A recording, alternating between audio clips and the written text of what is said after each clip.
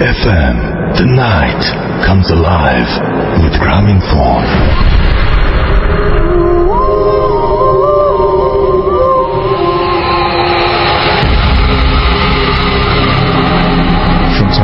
সবসময় radio 48.2 FM। আমি রাস্তার আছি, সাথে আমার সাথে রয়েছে মাসুম ভাই এবং আজকের অতিথি আপনাদের সবাইকে স্বাগত জানাচ্ছি ভূত এফএমে এবং আশা করছি যে আপনারা সবাই ভালো আছেন, ভালো ছিলেন এবং ভালোই থাকবেন। আর সবসময় ভূত এফএমের সঙ্গেই থাকবেন। The night comes alive with Grameenphone. আমরা ভূত এফএমের আরো একটি নতুন এপিসোড শুরু করতে যাচ্ছি আজকে এবং এই এপিসোডটি যখন শুরু করছি তখন ঢাকায় মোটামুটি আমি ওয়েদারের সাথে ভূত এফএমের একটা সম্পর্ক আছে বলেই প্রতিদিন এটা মনে করিয়ে দিই যে ঢাকায় আজকে মোটামুটি ঠান্ডা তেমন নাই বললেই চলে, বাট ঢাকার বাইরে ডেফিনেটলি ঠান্ডা আছে এবং শীতের রাতে ভূত এফএম জমজমাট হবে সেটাই আশা করব। তো আমি শুরুতে জানিয়ে দিই যে কিভাবে আমাদের সাথে যোগাযোগ করতে হবে। তার আগে জানাই যে চলছে ভাষার মাস ফেব্রুয়ারি এবং এই ভাষার মাসে ভাষা শহীদদের ভূত এফএমের পক্ষ থেকে, রেডিও ফুর্তির পক্ষ থেকে বিনম্র শ্রদ্ধা জানাচ্ছে।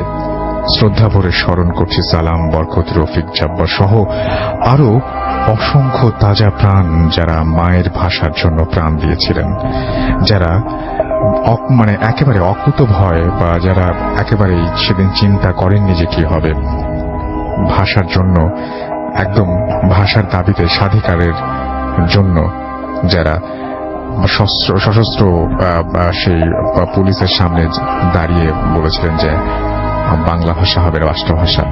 তো এটা অনেক সাহসের ব্যাপার। তো আমরা আজকে আমরাও ঠিক একইভাবে যেন নিজের জায়গা থেকে একটি হলেও দেশের জন্য ভালো কাজ করি।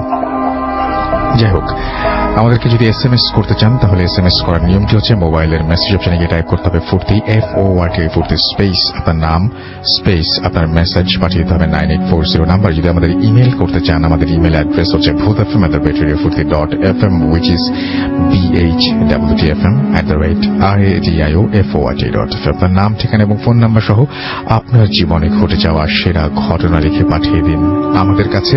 আপনারা অলরেডি জানেন, তারপরে আরো একবার জানিয়ে দিচ্ছি যে আমাদের যে ফেসবুক, আমাদের যে আগামী এপিসোডটি আছে, এপিসোডটিকে ডিফারেন্ট করার চেষ্টা করছি আমরা। ম্যাক্সিমাম সেখানে ইমেইল থাকবে, কিছু অডিও ক্লিপ থাকবে। সো আপনারা চাইলে পাঠাতে পারেন আগামী সপ্তাহ জুড়ে এবং তারপরে যারা স্টুডিওতে আসতে চান তারাও আপনাদের ইমেইলগুলো পাঠাতে পারেন। আমরা স্টুডিওতে আপনাদের খুব আনতে চাই, আসলে এটা আমাদের সবচেয়ে ফার্স্ট প্রায়োরিটি। আর আমাদের ফেসবুক পেজে আপনি ভিজিট করতে পারেন। আপনারা দেখেছেন যে আমরা রেগুলার সেটা চেক করি এবং যারা আমাকে ইনবক্স করেন তারা নিশ্চয়ই সেটা টের পান। এবং আমাদের ফেসবুকে চলে আসতে হলে যেটা করতে হবে, চলে আসতে হবে www.facebook.com/bhutfm.russell অথবা www.facebook.com/radio.furti। এছাড়াও আপনি আমাদের RJ Russell টুইটারে আপনি ফলো করতে পারেন। তো আমার নামের স্পেলিংটা হচ্ছে RUSSELL। তো এই হচ্ছে সব নিয়ম কানুন বললাম। এখন আমরা ঘটনায় যাব। আমাদের প্রথম যে ঘটনাটিতে আমরা যাব সেটি আমাদের একজন নতুন অতিথি আজকে প্রথমবারের মতো রেডিও ফুর্তিতে এসেছেন এবং তিনি এসেছেন সাভার থেকে। যখন আমরা ঢাকায় অনেককে পাই না, তখন তিনি সাভার থেকে এসেছেন আমাদের ঘটনা শোনাতে। And thank you very much, thanks for coming. And আমরা এখন আপনার ঘটনা শুনতে চাই। সবার আগে আপনার নামটা প্লিজ একটু বলবেন, তারপর আপনার ঘটনায় যাবো আমরা। ধন্যবাদ রাসেল ভাই। আমি সাভার থেকে এসেছি। আমার নাম শামীম হোসেন সোহান। আমি একটা প্রাইভেট কোম্পানি সিম্ফনিতে জব করতেছি। তো আমি Savar zone sales executive officer হিসেবে জব করতেছি সাভারে। ওকে। তো আমার যেটা ঘটনা ভাইয়া, এটা ঘটছিল 2010 সালের পহেলা বৈশাখের কিছুদিন আগে। আচ্ছা, ঠিক আছে, পয়লা বৈশাখের সময়। সেই সময় এটা আমার নানু বাড়িতে ঘটেছে। এটা বাগেরহাট জেলার ফকিরহাট থানার একটা ঘটনা, আটটাকি গ্রামে। বাকিটা আমি আর বললাম না। তো সেদিন কি ঘটছে আমি সরাসরি ঘটনায় যাই। Thank you. তো সেদিন যে ঘটছে যে গ্রামে কি হয় যে মেলা হয়, বৈশাখী মেলা। বৈশাখী মেলা হওয়ার সময় ওই গ্রামের স্থানীয়রাই ওই মেলায় স্টল দেয়, বিভিন্ন ধরনের বিভিন্ন জিনিস স্টল দেয়। তো আমি যখন নানু বাড়ি যেতাম তো রাত্রেবেলা মানে চলার জন্য, ঠিক আছে, রাত্রেবেলা চলার জন্য আমাকে কি বলে যে হয় পারিবারিক লোক কেউ অথবা আশেপাশের প্রতিবেশীদের মধ্যে কেউ মানে রাত্রেবেলা যাতে আমি ঘুরে টুরে ঠিক মতো বাসায় পৌঁছাতে পারি সেই কারণে আমার সাথে কিন্তু থাকবে। কিন্তু সেই সময়টা হয়েছে কি সবাই ওই মেলায় ব্যস্ত থাকার কারণে সেদিন আর কেউ ছিল না। আচ্ছা, আমি আমাদের থেকে জাস্ট গ্রামের বাড়িতে গেছি, সবার সাথে একটু বসতে হয়, একটু কথাবার্তা বলে, যে একজনের দোকান আছে মামা, তার দোকানে বসে কথাবার্তা বলে আমি বাড়ির পথে। বাড়ি কি অনেক রাত হয়ে গেছে, তো রাত প্রায় 11:30টার মতো, আর গ্রামের রাত তো বুঝিনি রাসেল ভাই কিরকম। তো আমি বাড়ির পথে রয়েছি। তো আমাদের বাড়িতে যাওয়ার কথাটা আমি বলতেছি যে কিভাবে যেতে হয়, যে মেইন রোড থেকে একটা ইটের সলিং পড়বে। আচ্ছা, ইটের সলিং থেকে বাম দিকে গেলে আবার পাকা রাস্তা, কিন্তু দুই পাশে হলো বাগান, ইভেন কি মানে কিছু কিছু দূরে আপনার বাড়ি ঘর আছে।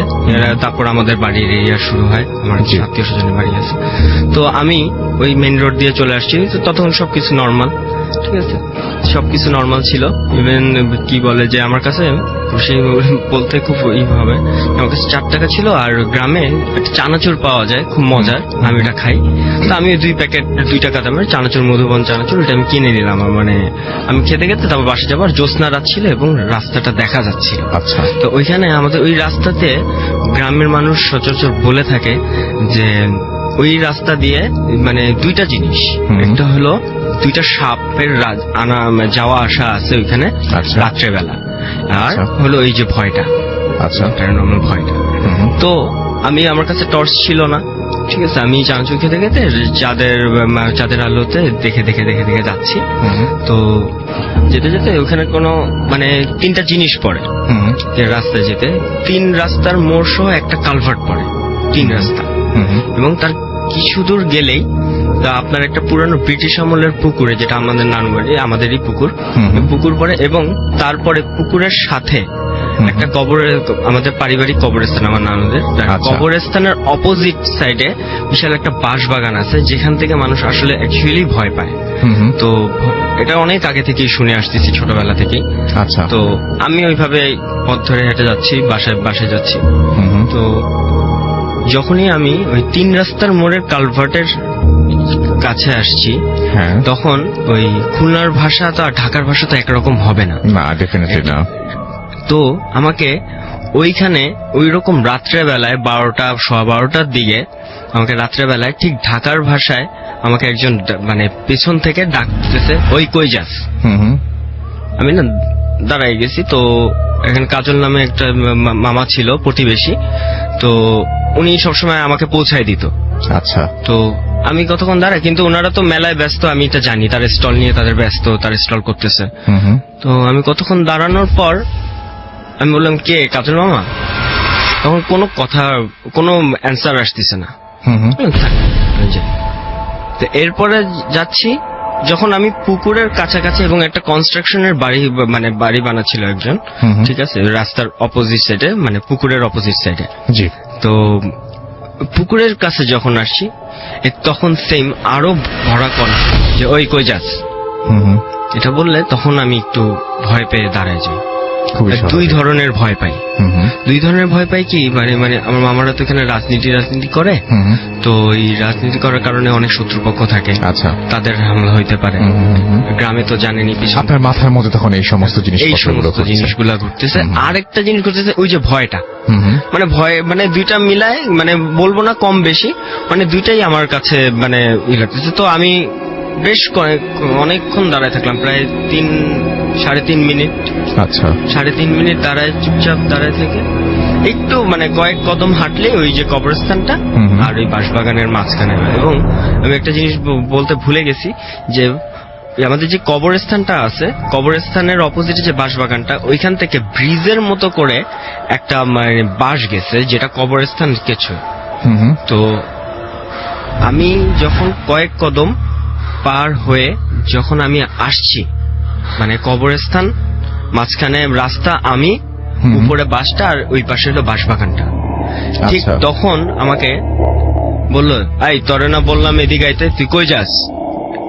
এইভাবে বললে তখন এই কথাটা কিভাবে আসছে, না পিছন থেকে, না পাশ থেকে, না সামনে থেকে, না ডান সাইড থেকে, মানে চারিদিক থেকে আসলো কথাটা, আওয়াজটা চারিদিক থেকে আসলো। আর কেন যেন আমার মানে চোখটা মানে উপরে চলে গেল। তখনই আমি দেখি কি যে ওই বাঁশের নিচে আমি দাঁড়ানো, প্রায় 12-13 ফিট উপরে বাঁশের নিচে দাঁড়ানো, আর ওই যে হাত এবং পা, হাঁটু আর হাঁটু হাত ধরে যেভাবে মানে কেউ বসে থাকে, বসে থাকে একদম মানে বডি মিলায়, তো ওই আর ফেসটা একেবারে সমান। আচ্ছা, ফেসটা একেবারে সমান, মানে মনে হবে কি ওইখান থেকে কিছু বের হয়ে আসবে না। কিন্তু আমি যেটা দেখলাম, আমি তাকানোর পর যে মানে দেখলাম কি যে লাল, মানে কোনো চোখের মনি নাই, কোনো কিচ্ছু নাই, জাস্ট লাল একটা রক্ত, মানে ব্লাড, জাস্ট ব্লাড, ব্লাডের চোখ, এবং জিহ্বাটা একদম মানে জিহ্বাটা বের হয়ে আসলো এবং টপ টপ করে রক্ত পড়তেছে। আমার গায়ে না, আমার মানে কোথায় পড়তেছে সেটা আমি খেয়াল করিনি, কিন্তু টপ টপ করে রক্ত পড়তেছে।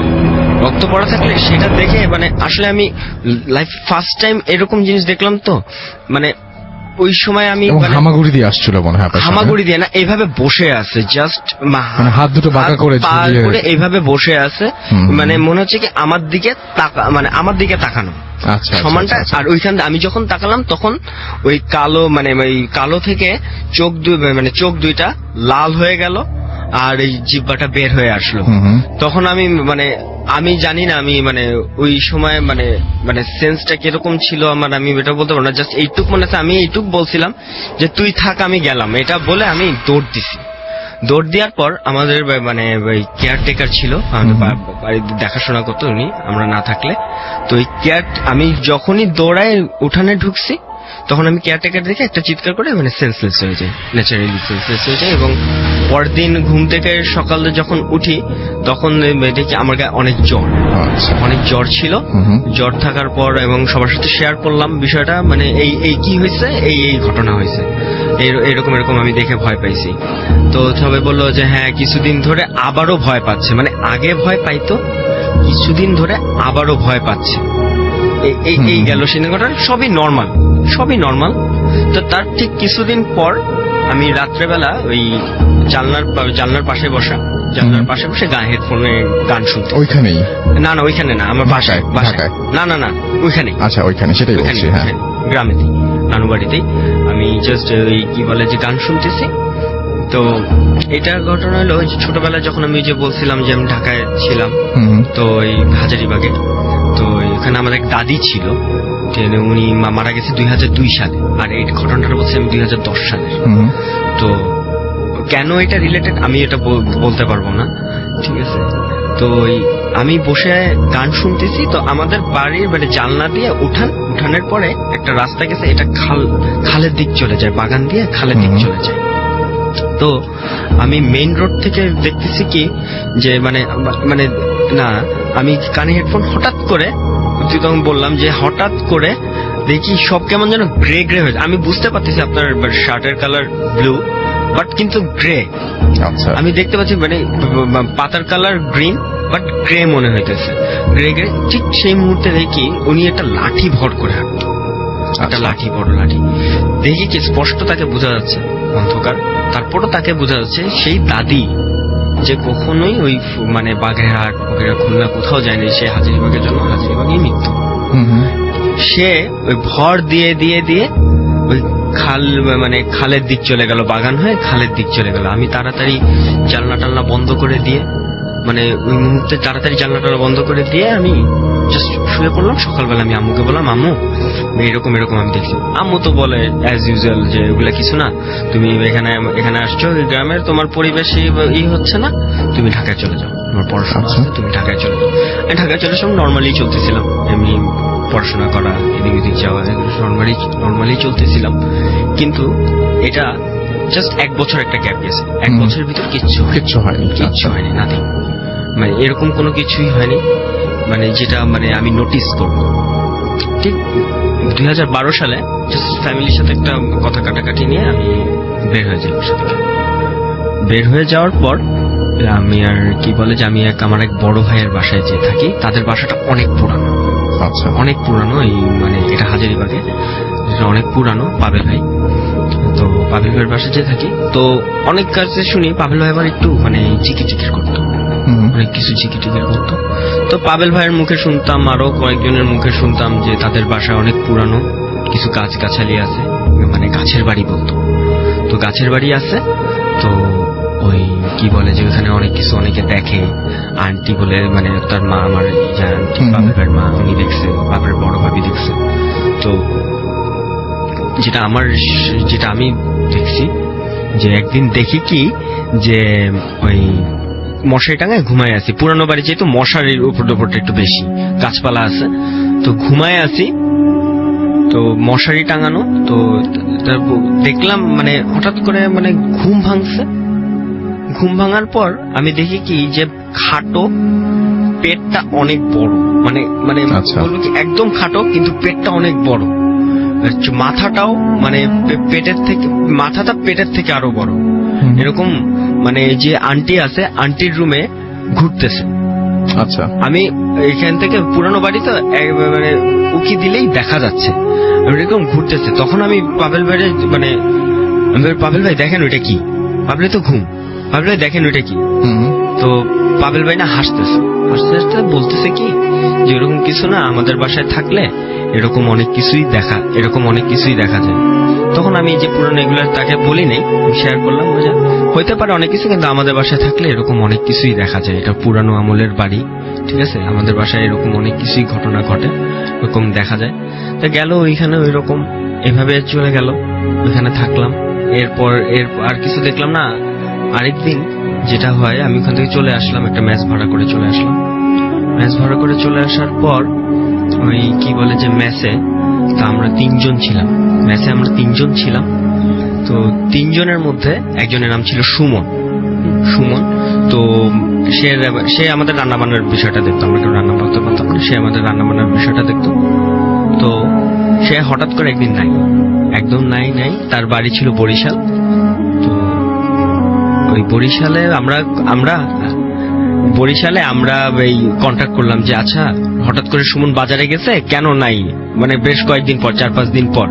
তখন আমরা বললাম যে সুমন তো 2 বছর আগে মারাই গেছে।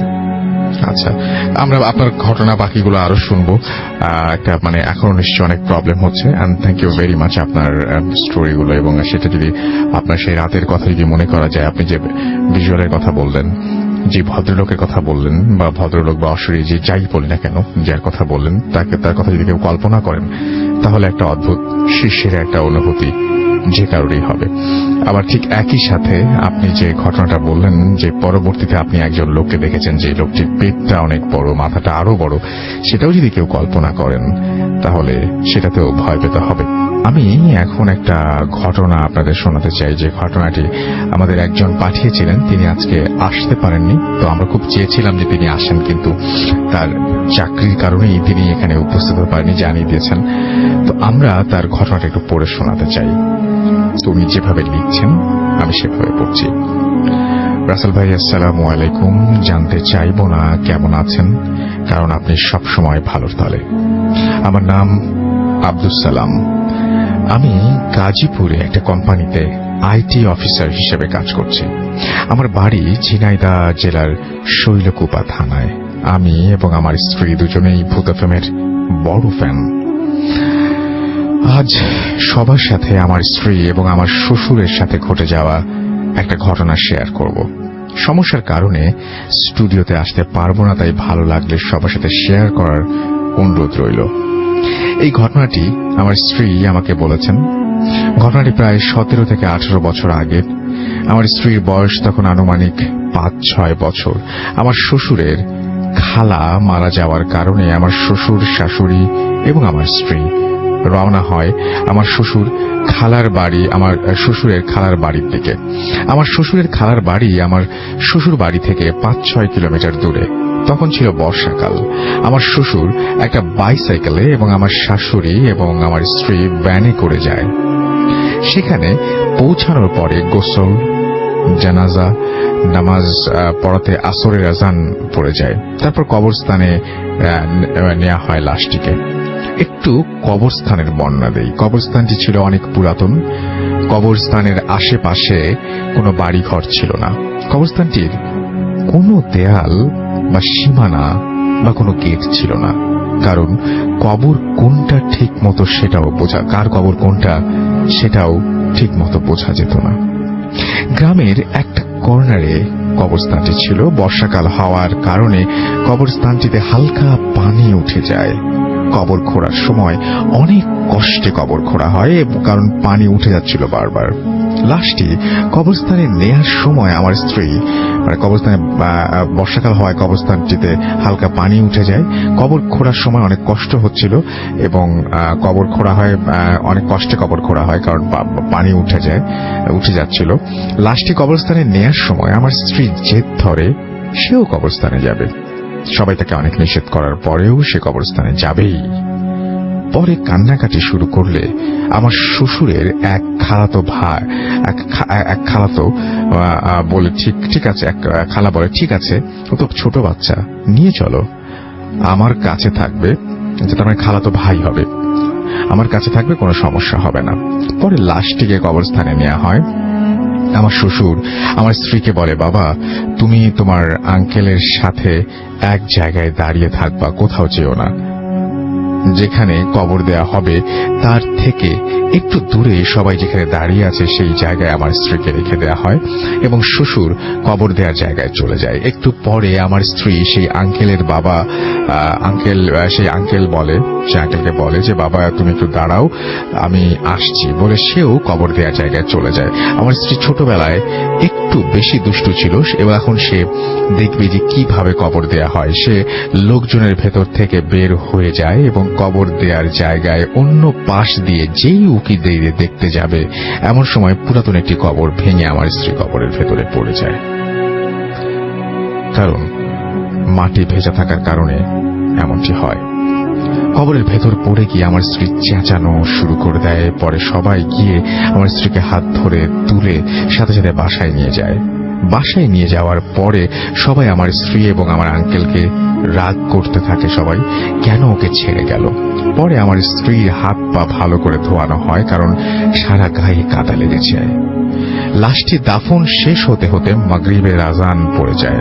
আমার শ্বশুর আমার শাশুড়িকে বলে, এখন তো রাত হয়ে গেছে, তোমরা এখানে থাকো, কাল সকালে চলে এসো, আমি একাই চলে যাচ্ছি, কারণ বাসায় গরু ছাগল রয়েছে। আমার শাশুড়ি বলে, ঠিক আছে তুমি চলে যাও, আমরা কাল সকালে যাব। এবার আমার স্ত্রী জেদ ধরে সে বাবার সাথে বাড়ি চলে আসবে। সবাই বলে, বাবা এখন এত রাত হয়ে গেছে, তুমি এখন থাকো, কাল সকালে তোমার মার সাথে যেও। আমার স্ত্রী কোনো কথাই শুনবে না, সে তার বাবার সাথে বাড়ি আসবে। পরে আমার শ্বশুর বলে, ঠিক আছে আমার সাথে যাক, 4-5 কিলোমিটারের বেশি সময় লাগবে না। পরে আমার শ্বশুর এবং আমার স্ত্রী বাইসাইকেলে করে বাড়ির দিকে রওনা হয় এবং আমার স্ত্রী সাইকেলের পেছন দিকে বসা ছিল। গ্রামের কাঁচা রাস্তা আর মাঝে মাঝে হালকা কাদা আছে, কারণ তখন বর্ষাকাল ছিল। গ্রাম শেষ হলে পরে রাস্তার প্রায় 1 কিলোমিটার ফসলের জমির মাঝ দিয়ে গেছে এবং কোনো বাড়িঘর নেই। গ্রামের শেষের দিকে একটা মেহগনি গাছের বাগান ছিল, তার পাশ দিয়ে রাস্তাটা গেছে। রাত হয়ে যাওয়ায় রাস্তায় লোকজন ছিল না। আমার শ্বশুর আস্তে আস্তে সাইকেল চালাচ্ছে যেন মেহগনির বাগানের কাছে আসে এবং হঠাৎ সাইকেলের চেইন পড়ে গেল। মেহগনি বাগানের কাছে আসে সেই মুহূর্তেই সাইকেলের চেন পড়ে গেল। আমার শ্বশুর সাইকেল থামিয়ে চেনটা ঠিক করলো, চালাচ্ছে যেই মেহগনির বাগানের কাছে আসে তখনই সাইকেলের চেন পড়ে গেল। আমার শ্বশুর সাইকেল থামিয়ে চেন ঠিক করলো। যখন চেন ঠিক করে তখন আমার স্ত্রী সাইকেলের ওপরেই বসা ছিল। আমার শ্বশুর খেয়াল করলো তার পাশ দিয়ে একটা কালো বেড়াল দ্রুত চলে গেল। আমার শ্বশুর চেইন ঠিক করে আবার সাইকেল চালানো শুরু করলো এবং খেয়াল করলো হঠাৎ খুব জোরে বাতাস বইতে শুরু করলো। হঠাৎ করে এত বাতাস, আমার শ্বশুর এবার একটু ভয় পেয়ে যায়। আমার শ্বশুর খুব সাহসী ছিল, সে ওইভাবেই সামনের দিকে এগুতে থাকে। একটু পরে আবারও সাইকেলের চেইন পড়ে যায়। সে আবারও সাইকেলের চেইন ঠিক করে এবং আমার স্ত্রী তখন সাইকেলে বসা ছিল। আমার শ্বশুর আবারও দেখতে পেল তার পাশ দিয়ে সেই কালো বিড়ালটি আবারও দ্রুত চলে গেল।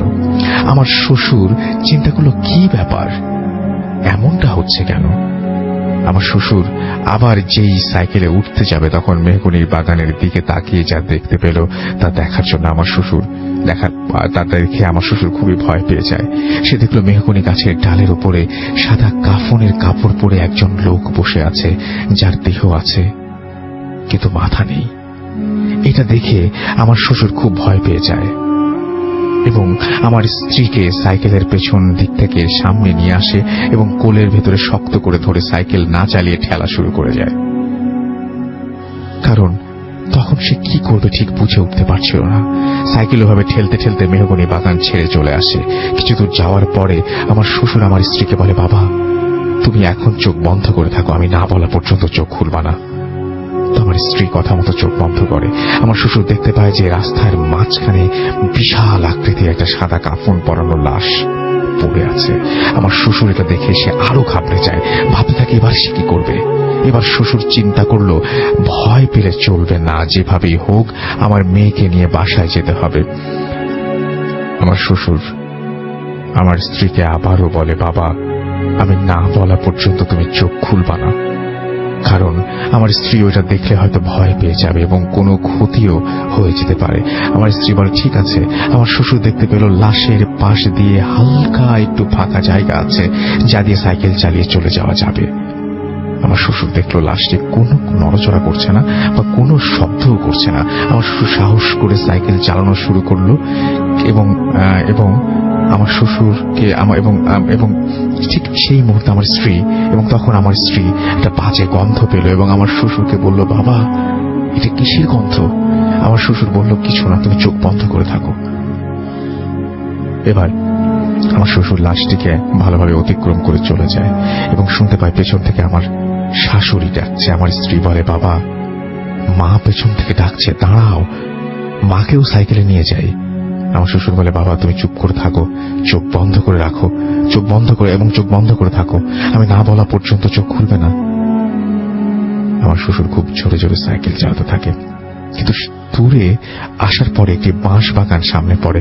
নতুন করে বাগান বানানো হয়েছে, মাত্র 20-30টা বাঁশ সেই বাগানে আছে। আমার শ্বশুর একটু দূর থেকে দেখতে পায় বাগানের বাঁশগুলো রাস্তার উপরে ভেঙে পড়ছে, আবার রাস্তা থেকে উপরে উঠে যাচ্ছে। তারপর সে লক্ষ্য করলো সেই মাথা কাটা ব্যক্তি বাঁশ বাগানের মাঝখানে দাঁড়িয়ে আছে এবং তাকে হাত ইশারা করে ডাকছে। এবার আমার শ্বশুর খুবই ভয় পেয়ে যায় এবং সে কি করবে বুঝে উঠতে পারছিল না। বৃষ্টি হওয়ার কারণে রাস্তায় দুই পাশে পানিতে ভরা, রাস্তা থেকে নেমে পাশ কাটিয়ে যাওয়ার উপায় নেই। আমার শ্বশুর আমার স্ত্রীকে বুকের ভেতরে করে আয়াতুল কুরসি পড়তে থাকলো। হঠাৎ সে পেছন থেকে সাইকেলের শব্দ শুনতে পেল এবং একটা লোক এসে বলছে, কি ব্যাপার, এত রাতে একটা ছোট মেয়েকে নিয়ে রাস্তার মাঝখানে দাঁড়িয়ে আছেন কেন? আমার শ্বশুর পেছনে ফিরে তাকিয়ে দেখে একটা লোক সাইকেলে করে আসছে। আমার শ্বশুর সেই লোকটিকে হাত পা জড়িয়ে ধরে বলে, ভাই আমার মেয়েটিকে বাঁচান, আমার মেয়েটিকে বাড়ি পর্যন্ত আমার সাথে এগিয়ে দিয়ে আসেন। লোকটি বলে, কেন, কি হয়েছে? আমার শ্বশুর বলে, দেখেন পেছনে বাঁশের বাগানের ভেতরে একটা লোক দাঁড়িয়ে আছে। লোকটি বলে, কই, কিছুই তো নাই। আমার শ্বশুর পেছনে তাকিয়ে দেখে সত্যি কেউ নেই এবং বাঁশগুলোও কোনো নড়াচড়া করছে না। আমার শ্বশুর বলে, আপনি আগে আমাকে বাড়ি পর্যন্ত দিয়ে আসেন, পরে আপনাকে সবকিছু বলছি। অনেক বলার পরে সেই লোক আমার শ্বশুর এবং আমার স্ত্রীকে বাড়ি পর্যন্ত দিয়ে যায়। বাড়িতে আসতে আসতে রাত 1টা বেজে যায়। লোকটি সবকিছু শুনে বলে, ও সবকিছু না, আপনি লাশ দাফন করে আসলেন তাই এমন হচ্ছে। আমি প্রতিদিন অনেক রাত করে ওই রাস্তা দিয়ে চলাফেরা করি, কই আমার সাথে তো কোনোদিন এমন হয়নি। এই বলে লোকটি চলে যায়। আমার শ্বশুর এবং আমার স্ত্রী ঘুমোতে যাবে, এমন সময় আমার শ্বশুর খেয়াল করলো আমার স্ত্রীর শরীর থেকে লাশ পচা বাজে একটা দুর্গন্ধ আসছে। আমার শ্বশুর ভাবল লাশের কাছে ছিল, সেই জন্য মনে হয় শরীর থেকে এমন গন্ধ আসছে। আমার শ্বশুর আমার স্ত্রীকে বলল, বাবা তুমি তোমার জামা কাপড় চেঞ্জ করে ফেলো। আমার স্ত্রী যে জামা খুললো, আমার শ্বশুর খেয়াল করলো তার জামার পকেট থেকে এক টুকরো হাড় ফ্লোরে পড়লো। আমার শ্বশুর আমার স্ত্রীকে জিজ্ঞেস করলো, বাবা তুমি এটা কোথায় পেলে? আমার স্ত্রী বলল, ওই কবরস্থানের গর্তে পড়ে গিয়েছিলাম, তখন আমার হাতের মধ্যে এই হারটি পড়েছিল। আমি ওটা পকেটে নিয়ে এসেছি খেলা করার জন্য। আমার শ্বশুর আমার স্ত্রীকে অনেক বকাঝকা করে এবং হারটি তার কাছ থেকে কেড়ে নেয়। কেড়ে নেওয়ার সময় আমার স্ত্রী ওটা দিতে অস্বীকার করে। তারপরে আমার শ্বশুর জোর করে হারটি কেড়ে নেয় এবং পাশের বাড়ির এক হুজুরের কাছে নিয়ে যায়। হুজুর সবকিছু শুনে বলে, ওই হারটি পুরো লাশের হাতে আঙুলের একটি টুকরো। এই হারটি নিয়ে আসার জন্য রাস্তায় তাদের সাথে ওই ঘটনাগুলো ঘটে। হুজুর আরো বলে, যখন সাইকেলের চেন তুলছিল তখন যদি আপনি আপনার মেয়ে সাইকেলে বসা না থাকতো তাহলে তার ক্ষতি হতো, এবং তার চোখ যদি বন্ধ না করা থাকতো তাহলে তার মাথা কাটা ব্যক্তি দেখে সে ভয় পেত এবং তার ক্ষতি হতো। হুজুর আমার স্ত্রীকে পানি পড়া দেয় এবং হারটি নিজের কাছে রেখে দেয়। হুজুর আরো বলেন, আমার স্ত্রীকে যেন তার খালার বাড়ি আর বেশি না নেওয়া হয় এবং গেলেও যেন রাত্রে কোথাও বের না হয়। তার পরের দিন রাত্রে আমার শ্বশুর স্বপ্নে দেখেন সেই মাথা কাটা ব্যক্তিটি আমার শ্বশুরের খালার কবরের পাশের কবরের ওপরে দাঁড়িয়ে আছে এবং যেই কবরের ভেতরে আমার স্ত্রী পড়ে গিয়েছিল। এরপরে কোনো অসুবিধা হয়নি। রাসেল ভাই, এটাই ছিল আমার ঘটনা। আমার স্ত্রীর কাছে আরো ভালো ভালো কিছু ঘটনা আছে, সেগুলো আপনাদের সাথে পরে শেয়ার করব। এটা লিখেছেন আব্দুল সালাম এবং তিনি এই ঘটনাটি পাঠিয়েছেন গাজীপুর থেকে। একটা আইটি অফিসার হিসেবে কাজ করছেন একটা কোম্পানিতে। Thank you very much for the beautiful story, and আশা করছি যে আপনি বাকি স্টোরিগুলো যত তাড়াতাড়ি সম্ভব আমাদেরকে পাঠিয়ে দেবেন। Thank you. আমরা চলে যাব একটা ছোট্ট বিরতিতে। বিরতির পরে আবারও ফিরে আসবো কিছুক্ষণের মধ্যে, এবং আমাদের সঙ্গেই থাকুন। স্টে টিউন টু রেডিও ফুর্তি এন্ড ডোন্ট স্টপ দ্য ফুর্তি। Welcome back. শুনছেন সবসময় রেডিও ফুর্তি 8.0 FM। আমি রাসেল আছি সাথে, আমার সাথে রয়েছে মাসুম, এবং আজকের অতিথিরা আপনাদের সবাইকে স্বাগত জানাচ্ছি ফুর্তি FM-এ। আমাদের যদি SMS করতে চান, SMS করার নিয়মটি হচ্ছে মোবাইলের মেসেজ অপশনে টাইপ করুন ফুর্তি, FORT, ফুর্তি স্পেস আপনার নাম স্পেস আপনার মেসেজ পাঠিয়ে দিতে হবে 9840 নাম্বার। যদি আমাদের ইমেইল করতে চান, আমাদের ইমেইল অ্যাড্রেস হচ্ছে bhutfm@radiofurti.fm, which is bhwtfm@radiofurti.fm। আপনার নাম, ঠিকানা এবং ফোন নাম্বার সহ আপনার জীবনে ঘটে যাওয়া বা আপনার জানা সেরা ঘটনা লিখে পাঠিয়ে দিন আমাদের কাছে। ঘটনার শুরুতে অবশ্যই উল্লেখ করুন যে ঘটনাটি আপনি স্টুডিওতে এসে শেয়ার করতে চান, নাকি আপনি চান আপনার ঘটনা আমরা পড়ে শোনাই। আর যারা দেশের বাইরে আছেন তারা সরাসরি অডিও ক্লিপ পাঠিয়ে দিতে পারেন আমাদেরকে। এবং অবশ্যই আমাদের ফেসবুক পেজ ভিজিট করতে ভুলবেন না, www.facebook.com/bhutfm.russell and www.facebook.com/radio.furti। এবং আমাদের টুইট করতে পারেন আমাদের RJ রাসেল পেজে গিয়ে। RJ রাসেল এই পেজে গিয়ে আপনি অবশ্যই সেখানে গিয়ে আপনি দেখতে পারেন আমাদের আজকের ভূতাত্মের পোস্ট, এবং সেখানে যে আপনি আপনার কথা জানাতে পারেন। তো যাই হোক, আমি দেখতে পাচ্ছি যে আমরা চলে যাব এখন আমাদের ঘটনায়, এবং আমাদের সঙ্গে রয়েছেন আমাদের হাফিজ মঈনুদ্দিন সাহেব, এবং তিনি রিসেন্টলি একটা ঘটনা তিনি একটা জিনিস এক্সপিরিয়েন্স করেছেন খুব রিসেন্টলি, সেটা তিনি আজকে আমাদের সঙ্গে শেয়ার করবেন। তো আপনাকে স্বাগত জানাচ্ছি ভূত এফএম-এ। শুনি আপনি রিসেন্টলি কি এক্সপিরিয়েন্স করেছেন। আসসালামু আলাইকুম। আমি কিছুদিন আগে, বেশ কয়েকদিন আগে, আজিমপুর কবরস্থানে এশার নামাজ পড়ে খুব ভেতর নির্জন স্থানে বসে তাসবিহ পড়তেছিলাম এবং মন থেকে বলতেছিলাম, জিন হোক অথবা কোন আল্লাহ তাআলার নেক বান্দা, সৎ বান্দা হোক, আমাকে যদি এসে কেউ একটা আমল বলে দিত যে ভালো উদ্দেশ্য হাসিল হওয়ার জন্য কোন আমলটা প্রয়োজন পড়ে, সেটা যদি আমি জানতে পারতাম আমার জন্য খুব ভালো হতো। আপনি কি মাঝে মাঝে কবরস্থানে যান এবং দোয়া করেন সবার জন্য? আমার সময় বেশি কাটে আজিমপুর কবরস্থানে। আচ্ছা, আমি আজিমপুর কবরস্থানে সে রাত্রিতে চোখ বন্ধ করে তাসবিহ পড়তেছিলাম। সেই মুহূর্তে যখন এই মনের ভিতরে নিয়তটা করতেছিলাম, তো হঠাৎ করে আমার শরীর খুব হালকা হয়ে গেছে আর পুরো ঠান্ডা হয়ে গেল। তখন আমি নিজেকে একটু তাজা করলাম, ঝাড়া মারলাম। তখন আমি আমার সামনে দেখি একটা বাক্সের মধ্যে ছোট বাচ্চা, শিশু বাচ্চার একটা লাশ।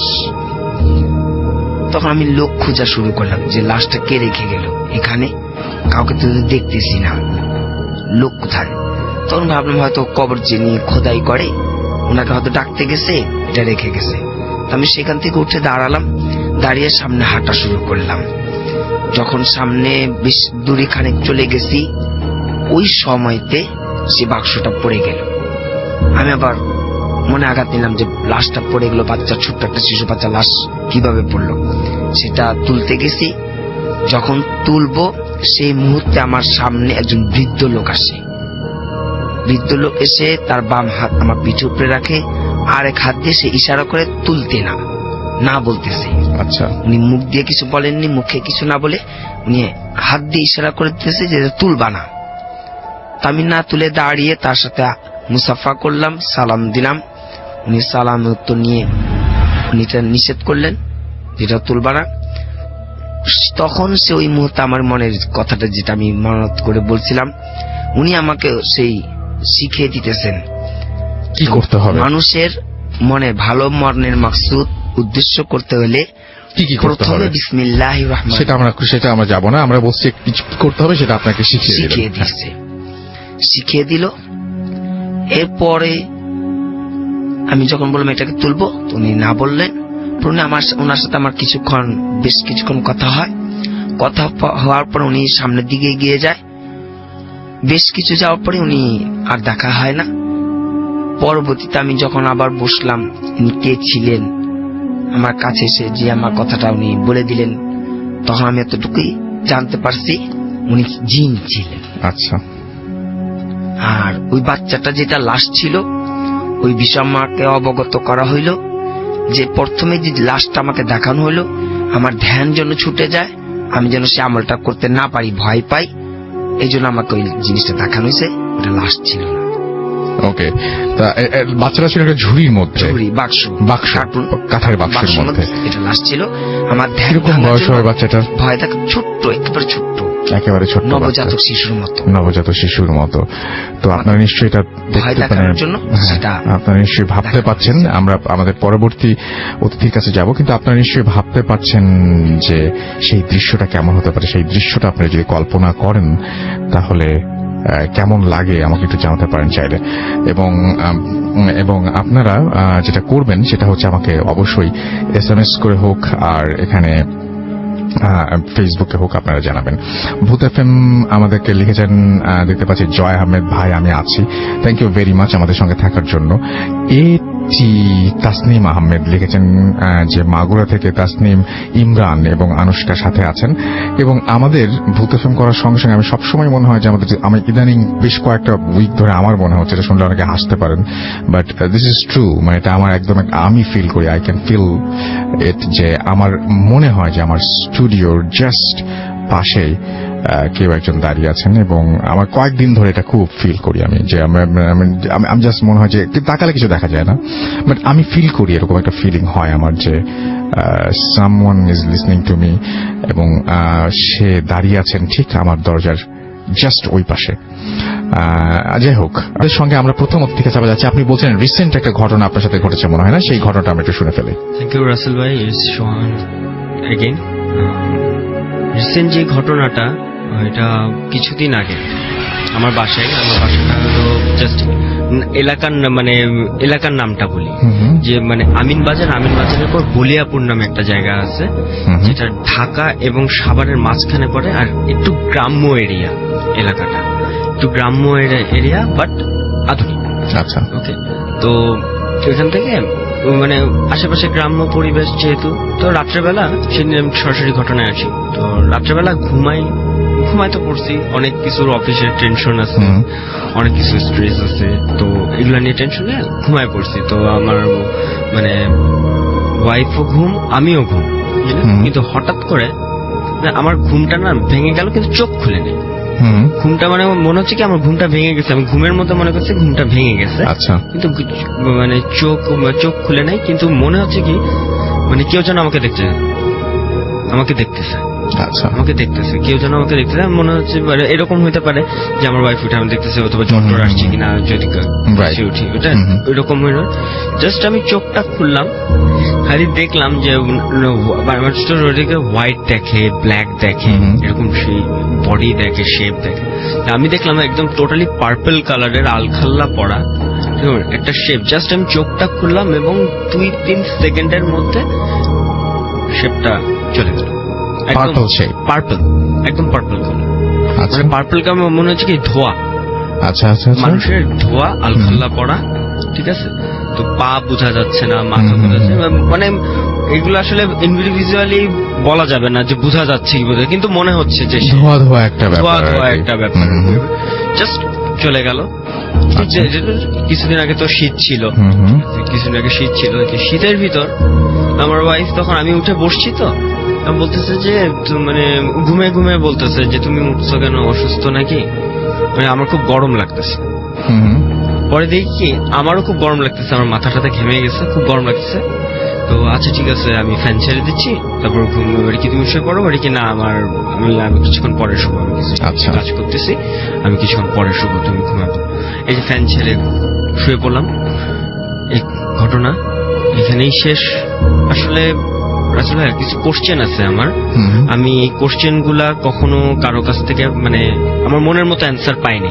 আচ্ছা যেমন মনে করেন যে মসজিদের কোনো মাওলানা সাহেব, কোনো হুম, মুরব্বী, তো মানে আমি শুনছি যে যারাই মানে নাম ভালো দিকে চলে, নামাজ কালাম পড়ে, ঠিক আছে, চুপচাপ থাকে, একটু অন্য প্যাটার্নের হয়, হুম, হুম। ঠিক আছে, তাদের কাছে এই আধ্যাত্মিক অথবা প্যারানর্মাল সাইডটা তাদের কাছে কন্ট্যাক্ট করার অথবা যেভাবেই হোক দেখার চেষ্টা করে, দেখানোর চেষ্টা করে। কিন্তু আমি নর্মালি ছিলাম, যখন খেলার সময় খেলতাম, খাওয়ার সময় খাইতাম, কিন্তু আমার কাছে এইগুলা আসতেছে মানে একেবারে না, ভেঙে ভেঙে ভেঙে ভেঙে আসতেছে। আপনি কি ভয় পান, মানে আপনার কি ভয় লাগে, নাকি আপনার মানে জিনিসটাকে পুরো রহস্যজনক মনে মানে হয়? ফার্স্ট টাইম আমার রহস্যজনক মনে হয়েছিল, এই যে প্রথম আপনি কি চান যে আপনি এক্সপেরিয়েন্স গুলো করেই যান, নাকি আপনি চান যে না না, আমি আমি আর আমি চাই না। আমি এখন মানে এখন আর মানে এখন অনেকটা কম, বাট আচ্ছা। আমি এখন আর চাই না যে আমি এক্সপেরিয়েন্স করি, আমি করেন experience না, করি, কিন্তু right. চাই না, তারপরও কিন্তু হয়ে যাচ্ছে, হয়ে মানে যাচ্ছে? অদ্ভুত ভাবে হয়ে যাচ্ছে। ওকে, থ্যাংক ইউ ভেরি মাচ আপনার ঘটনার জন্য আপনাকে অনেক ধন্যবাদ। আপনারা যারা এসএমএস করছেন আমাদেরকে এসএমএস করুন, মোবাইলের মেসেজ অপশনে গিয়ে টাইপ করুন ফুর্তি FORTI ফুর্তি স্পেস আপনার নাম স্পেস আপনার মেসেজ পাঠিয়ে দিন 9840 নম্বরে। আমাদেরকে ইমেল করতে চাইলে আমাদের ইমেল অ্যাড্রেস হচ্ছে bhutfm@radiofurti.fm which is BHWTFM@RADIOFORT.FM। আপনার নাম, ঠিকানা এবং ফোন নম্বর সহ আপনার জীবনে ঘটে যাওয়া বা আপনার জানা সেরা ঘটনা লিখে পাঠিয়ে দিন আমাদের কাছে। ঘটনার শুরুতে অবশ্যই উল্লেখ করুন যে ঘটনাটি আপনি স্টুডিওতে এসে শেয়ার করতে চান, নাকি আপনি চান আপনার ঘটনা আমরা পড়ে শোনাই। Zahid. Bhoot FM. The night comes alive with Grameenphone.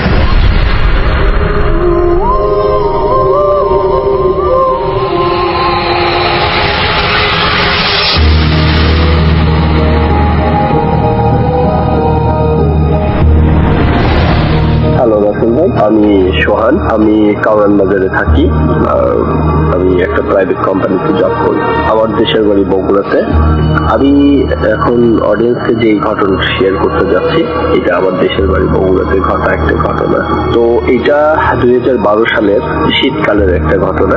আমার বাবা চিটাগাংয়ে জব করতেন, তো উনি জব চেঞ্জ করার কারণে উনি একবারে শিফট হন চিটাগাং থেকে বগুড়াতে। তো ওনার আসতে সেদিন ট্রেনে আসছিলেন, উনি ট্রেনে আসতে একটু দেরি হয়ে যায়। তো উনি জানাই দেন ওনার আসতে রাত 3টা বাজতে পারে স্টেশনে। তার কাছে তার সাথে অনেক জিনিসপত্র ছিল, এই জন্যই আমরা মানে আম্মু আমাকে বলে যে তোর বাবা যখন আসবে ওনাকে একটু নিতে যাস, জিনিসপত্র গুলো আছে, হেল্প হবে আর কি। তো ঠিক আছে, রীতিমতো আমি ঘুমাই পড়ি। রাত 3টার দিকে বাবা আমার মাকে ফোন দিয়ে বলে যে আমি ট্রেন স্টেশনে চলে আসছি, তুমি সোহানকে একটু পাঠাই দাও। তো ভালো কথা, মা আমাকে ডেকে বলে, এবং মা টেনশনও করতেছিল আমি রাতে কিভাবে একা যাব, কারণ আমাদের ওই এরিয়াটা একটু খারাপ বলতে ওখানে ছিনতাই, চুরি, ডাকাতি এই জিনিসগুলো একটু বেশি। তো এই জন্য টেনশন করতেছিল। তারপরও বাবা আসছে, আমার বিবেক আমাকে বলছিল যে বাবাকে নিতে যেতেই হবে যেভাবেই হোক, কারণ উনি অনেক কষ্ট করে আসছে, অনেক জার্নি করে আসছে। তো ভালো কথা, তো আমি ছিনতাই ছিনতাইকারীদের হাত থেকে বাঁচার জন্য আমি যেটা করলাম সেটা হচ্ছে আমি আমার মোবাইল মানি ব্যাগটা বাসাতে রেখে আমি বের হলাম। আর অবভিয়াসলি রাত 3টা বাজে, তখন আমি রিক্সা, সিএনজি বা অন্য কিছু পাবো না। তো আমি রওনা দিচ্ছি, আমি হাঁটতেছি। রাসেল ভাই, পরিবেশটা এত থমথমে ছিল বলার মতো না। আমি 3টা জিনিসের ভয় পাচ্ছিলাম। 1, সুপার ন্যাচারাল কিছু হুট করে যদি সামনে ঘটে যায়। 2, ছিনতাইকারীর ভয়। 3, পুলিশই কোনো ঝামেলা। কারণ এত রাতে একটা ইয়াং ছেলেকে পুলিশ দেখলে বিভিন্ন রকম জিনিস জিজ্ঞাসাবাদ করতে পারে বা অনেক রকম প্রবলেম হতে পারে। তো যাই হোক, আল্লাহর নাম নিয়ে আমি রওনা দিছি। আমি যাচ্ছি যাতে একটা গোরস্থান পার হতে হয়, তো কবরস্থান পার হতে হয়। তো আমি এইটার পাশ দিয়ে যখন যাচ্ছি তখনও আমার অনেক ভয় লাগছে, কারণ আমি শুনছি এই কবরস্থানে অনেকে নাকি অনেক কিছু দেখছে। যাই হোক, আল্লাহর নাম দোয়া কালমা পড়তে আমি যাচ্ছি।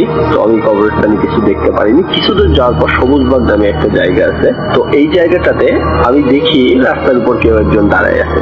শীতের রাত, কুয়াশা, দাঁড়ায় আছে। তো আমি প্রথমে ভয় পেয়ে যাই যে এটা কোনো ছিনতাইকারী বা কিছু কিনা। তারপরও আল্লাহর নাম নিয়ে আগাতে থাকি, কারণ আমার কাছে তো কিছু নাই। আগে যাওয়ার পর দেখতে পারি উনি একজন খাকি ড্রেস পরা গার্ডের লেবাসে একজন লোক দাঁড়ায় আছে, এবং তার মুখটা মাফলার দিয়ে একদম এমন ভাবে ঢাকা যে আমি তার চোখ পর্যন্ত দেখতে পাচ্ছিলাম না। যাই হোক, তারপরে তার পোশাক আশাক দেখে বুঝতে পারলাম এটা গার্ড। আমাদের ওই এরিয়াগুলো খারাপ হওয়ার কারণে এরিয়াগুলোতে বিভিন্ন সমিতি বা বিভিন্ন মানুষজন, সোসাইটির মানুষজন, ওনারা গার্ড রাখতো দোকান, বাড়িঘর, দোকানপাট পাহারা দেওয়ার জন্য। তো যাই হোক, আমি মনে করছি যে ওনারা গার্ড বা গার্ডের মতনই দেখতে। তো আমি ওদেরকে বললাম যে একটু হেল্প চাইলাম, কারণ একা এত রাস্তা পার হচ্ছে, ওনারা যদি আমাকে একটু হেল্প করে। তো আমি বললাম যে ভাই, একটু প্রবলেমে পড়ছি, সেটা হচ্ছে আমার বাবা আসছে স্টেশনে, তো আমি তাকে নিতে যাচ্ছি। তো রাস্তাটা তো খারাপ, আপনি যদি আমাকে একটু আগাই দিতেন রাস্তার মাথা পর্যন্ত। তো উনি আমাকে কোনো অ্যান্সার না দিয়ে উনি ওনার আরেকজনকে ডাক দিল একটা নাম ধরে, নামটা আমার ঠিক মনে নেই। তো দেখলাম উনি একটা রাস্তার ভিতর থেকে, পাশে একটা গলির ভিতর থেকে একটা লোক বের হয়ে আসলো। আমি যার সাথে কথা বলতেছিলাম এই লোকটার হাইটটা অনেক উঁচু আর কি, উনি লম্বা অনেক এবং অনেক পাতলা। বাট ওই আরেকজন যিনি বের হয়ে আসলো উনি আবার শর্ট সাইজে অনেক। তো এই কথা বলে ওরা আমার সামনে হাঁটতে শুরু করলো। আমি ওদের পিছনে যাচ্ছি এবং ওরা ভালোই দ্রুত হাঁটতেছে, আমিও দ্রুত হাঁটতেছি। হাঁটতে ভাই, রাসেল ভাই, বলে রাখা ভালো, আমার বাসা থেকে আমার স্টেশনের দূরত্ব 3 কিলোমিটারের মতো। তো আমি স্টেশনের কাছাকাছি চলে আসছি। এসে আমার আর মাথাতে অন্য কিছু নাই, আমি ডিরেক্ট স্টেশনের ভিতরে ঢুকে পড়ছি। ঢুকে দেখে আমার বাবা লাগেজ নিয়ে ওয়েট করতেছে। তো আমার বাবা আমাকে বললো যে বাইরে থেকে একটা সিএনজি দিয়ে আসো, সিএনজি করে যাবো। তো আমি বাইরে যে সিএনজি ঠিক করছি, ঠিক করে বাবাকে নিয়ে এসে সিএনজির কাছে দাঁড়াতেই দেখি ঠিক আমার কাছ থেকে 4-5 হাত দূরে গার্ড দুটো দাঁড়ায় আছে। তখন আমার ওদের কথা হুট করে মনে পড়ছে যে ওহো, আমি তো এই গার্ড দুটোকে নিয়ে আসছি। তো আমি ওদেরকে বললাম যে আপনারা সিএনজিতে ওঠেন, আমরা তো ওই রাস্তা দিয়েই যাবো, আপনাদেরকে নামাই দিয়ে যাব। তো ওনারা কোনো কথা না বলে সিএনজিতে উঠে পড়লো। আমি আর আমার বাবা পিছনে বসলাম, ওনারা দুজন সামনে বসলো। সিএনজি যাচ্ছে, যেতে যখন ওনাদের ওই এরিয়াতে আসলাম, ওনাদেরকে আমি যেখান থেকে নিচ্ছি, তো ওই এরিয়ার আগে আসতে আমি ড্রাইভারকে বললাম যে ড্রাইভার সাহেব, আপনি একটু ওনাদেরকে নামাই দেন, আমি ওনাদেরকে এখান থেকে নিয়ে গেছিলাম। তো ওনাদের মধ্যে লম্বা যেটার সাথে আমি প্রথম কথা বলছিলাম, উনি বলতেছে একবারে বাসা পর্যন্তই নামাই দিয়ে আস। তো আমি তখন বললাম যে ওনারা একবারে বাসা পর্যন্ত যেতে চাচ্ছে, আমার বাসা পর্যন্ত, যে ওখানে নামাই দিয়ে আসবে ওরা। ভালো কথা, ওনারা বাসা পর্যন্ত গেলে আমি ওনাদেরকে ধন্যবাদ জানালাম, সিএনজি ড্রাইভারকে সিএনজি ভাড়া দিলাম, দিয়ে আমরা বাসার ভিতরে ঢুকে পড়ছি। যথারীতি রাত চলে গেছে। সকালবেলা আমার বাবা বলতেছে যে ওই গাছ দুটোকে তুমি নিয়ে আসছিলা, ওরা তো গরিব মানুষ, তো রাতে কষ্ট করলো, ওদেরকে কিছু দেওয়া উচিত। তো আমার বাবা কিছু টাকা আমার হাতে দিল ওদেরকে দেওয়ার জন্য। তো আমি বাবাকে বললাম যে বাবা, এখন তো সকালবেলা, ওরা তো আর সকালবেলা ওদেরকে পাওয়া যাবে না, ওরা আসে সন্ধ্যার পরে, ওদের ডিউটি যেহেতু রাতের বেলা। তো আমি সন্ধ্যার বেলা যখন বাসা থেকে বের হব, যাওয়ার সময় ওদেরকে টাকাটা দিয়ে আমি চলে যাব। যথারীতি সন্ধ্যা হলো, আমি বাসা থেকে বের হলাম। বের হয়ে আমি ওদের ওই জায়গায় যেখানে ওদেরকে আমি নিছিলাম আর কি, ওদেরকে সাথে ওই জায়গায় গেলাম। যাওয়ার পর আমি ওদেরকে অনেক খোঁজাখুঁজি করলাম, তো ওদেরকে পাইলাম না। তো পাশে একটা দোকান ছিল, মুদির দোকান টাইপের আর কি। তো দোকানে যে আমি জিজ্ঞেস করলাম যে ভাইয়া এখানে যে গার্ড দুটো থাকে ওনারা কখন আসে, তো উনি আমাকে বললো যে গার্ড কি দরকার আপনার আমাদেরকে। তো আমি বললাম যে না দরকার না, আসলে হয়েছে কি কালকে রাতে ওই আমার বাবা আসছিল, আমি আমার বাবাকে নিতে যাওয়ার জন্য ওনাদেরকে দেখি রাস্তার উপর দাঁড়িয়ে আছে, তো ওনাদেরকে নিয়ে গেছিলাম। তো আমার বাবা আবার কিছু টাকা দিছে ওনাদেরকে দেওয়ার জন্য, যেহেতু হেল্প করলো। তো আমাকে বলতেছে যে ওরা ওদের ড্রেস আপ কেমন ছিল, ওই দোকানদারটা আমাকে জিজ্ঞেস করতেছে। তো আমি বললাম খাকি ড্রেস পরা ছিল, খাকি কালারের প্যান্ট, খাকি কালারের শার্ট, এবং আপনাদের ওদের মুখটা এমন ভাবে পেঁচানো ছিল আমি ওনাদেরকে দেখতে পারি নাই। একজন লম্বা করেছিল, একজন শর্ট করেছিল। তো উনি কিছুক্ষণ অবাক হয়ে আমার দিকে তাকায় থাকলো এবং কিছুক্ষণ পর আমাকে বললো যে ভাই ঠিক আছে, আপনি যেই দুইজনের কথা বলছেন দুইজনের বর্ণনা ঠিকই আছে, বাট ওই গার্ড দুটা আমাদের এখান থেকে চাকরি ছেড়ে চলে গেছে আজ থেকে 3 মাস আগে। আমি তো কথা শুনে আমার গায়ের লোম খাড়া হয়ে গেল। আমি কিছুক্ষণ মানে স্তব্ধ ভাবে দাঁড়ায় থাকলাম, এটা কি, তাহলে কাল রাতে কে ছিল ওই দুইজন আমার সাথে। দোকানদারকে বললাম যে আপনি কি শিওর? তো উনি বলতেছে ভাই এই সমিতির থেকে আমার উপরেই দায়িত্ব থাকে এই যে গার্ড নিয়োগ দেওয়া, গার্ডদেরকে মেনটেন করা, ওদের শিডিউল দেখা। তো আমি আর অনেকে কিছু না বলে আমি বাসায় চলে যাই।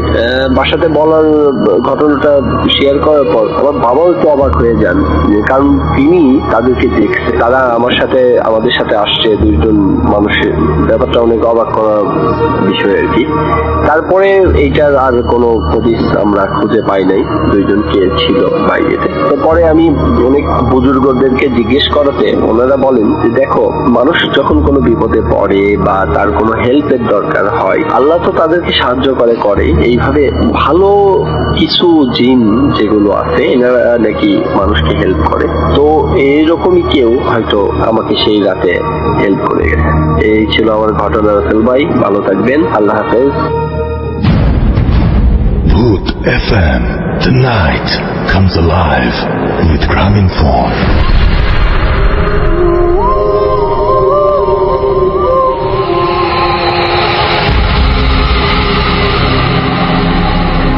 Yes, the night comes alive with Graminphone. শুনছেন সবসময় রেডিও 48.0 FM। আমি রাসেল আছি সাথে, এবং পৃথিবীর যেখান থেকে আপনি ভূত FM শুনুন না কেন, আপনি যেন অনেক ভালো থাকেন সেই প্রার্থনা করি, এবং আমাদের জন্য সবাই দোয়া করবেন। আমরা তো একটু আগে জিজ্ঞেস করলাম আমাদের মাইদিন ভাইকে, তো উনি বললেন যে নাকি হালকা ঝামেলা আছে। সেই প্রসঙ্গে না যাই, কারণ সেই প্রসঙ্গে গেলে আমাদের নিজেদের কথা আমরা নিজেরা বলতে চাই না। তো আমরা পরবর্তী ঘটনায় যাব, এবং আমাদের এখানে আছেন আরো একজন অতিথি। আপনার নামটা প্লিজ একটু বলবেন, তারপর আপনার ঘটনায় যাব আমরা। জি, আসসালামু আলাইকুম রাসেল ভাই। জি। আমি ইকবাল হাসান সোহাগ বলছিলাম। জি, আপনার ঘটনায় যাই চলে আমরা। জি, আমি সরাসরি বলছি। জি। এটা হচ্ছে সিরাজগঞ্জের একটা ঘটনা। জি জি। এই ঘটনাটাই হচ্ছে কি যে আমার দুইটা বন্ধু, একটা বন্ধু আর বড় ভাই, বন্ধুর নাম হচ্ছে ফাহিম আর বড় ভাইয়ের নাম হচ্ছে ফাহাদ। আচ্ছা। তো ঘটনাটা ঘটে হচ্ছে বড় ভাইয়ের সাথে, ফাহাদ ভাইয়ের সাথে। তো আমার বন্ধুটা হচ্ছে কি যে আমার সাথে পড়াশোনা করতো রাজশাহীতে, আর আমার ওই যে ফাহিমের বড় ভাই যে ফাহাদ ভাইয়া, উনি ঢাকায় পড়াশোনা করতো। তো কোন একটা সময় আমরা হচ্ছে কি যে ফাহাদ ভাইয়ের সাথে মিট করি, তখন ফাহাদ ভাই আমাকে এই ঘটনাটা বলে, যেভাবে বলেন। তো আমি সরাসরি ঘটনায় চলে যাচ্ছি। ফাহাদ ভাইয়া ছুটিতে কোন একটা ভ্যাকেশনের ছুটিতে হচ্ছে আসেন সিরাজগঞ্জে, ওদের গ্রামের বাড়িতে আসেন। গ্রামের বাড়ির ডিসক্রিপশন আমি একটু দিয়ে দিই যে ওনাদের বাড়ি থেকে প্রায় 500 মিটার, হাফ কিলোমিটার দূরে একটা বাজার আছে। আমি গ্রামের নামটাও বলছি না বা বাজারের নামটাও বলছি না। সেটা হচ্ছে কি যে, তো এই যে হাফ কিলোমিটার রাস্তা, এই রাস্তার মাঝখানে একটু জঙ্গল পড়ে, জঙ্গল, বাঁশের ঝাড়, এগুলো সবগুলাই থাকে। তো উনি কোন একটা ভ্যাকেশনে ঢাকা থেকে ছুটিতে হচ্ছে কি যে গ্রামের বাড়িতে চলে যাওয়ার পরে তিনি গ্রামের বন্ধু বান্ধবের সাথে গল্প করার পরে অনেক রাত পর্যন্ত অনেক কিছু খাওয়া দাওয়া করেন, যেটা হচ্ছে ভাজাপুর, যেটা করে বাজারে যেটা হয় সচরাচর। এটা করার পরে তিনি খাওয়া দাওয়া করে ও বন্ধু বান্ধবের সাথে গল্প গুজব করার পরে প্রায় 11টা বেজে যায় রাত্রি। তখন সবাই যার যার বাড়িতে চলে যায়। ঠিক একইভাবে ফাহাদ ভাইয়াও চলে আসে। আস্তে আস্তে ওই রাস্তা দিয়ে আসার সময় তিনি গ্রামের ওই রাস্তা পরিচিত, ওই রাস্তাতে কিছু হয় না এটা উনি জানেন। এইভাবে উনি কখনো এত রাত্রে আসেননি। তো সেই দিনকে রাত্রে তিনি চলে আসছেন। আসার পরে ঠিক রাস্তার মাঝখানে যখন চলে আসলেন, মানে দুইটা দূরত্বে যখন মাঝখানে তিনি ওই বাসঝাড়ের কাছে, তখন ওই বাসঝাড়ের কাছে খুব জোরে সর শব্দ শুরু হয়। যদি কখনো জোরে বাতাস বয় যে শব্দটা হয় বাসঝাড়ে, এরকম শব্দ শুরু হয়।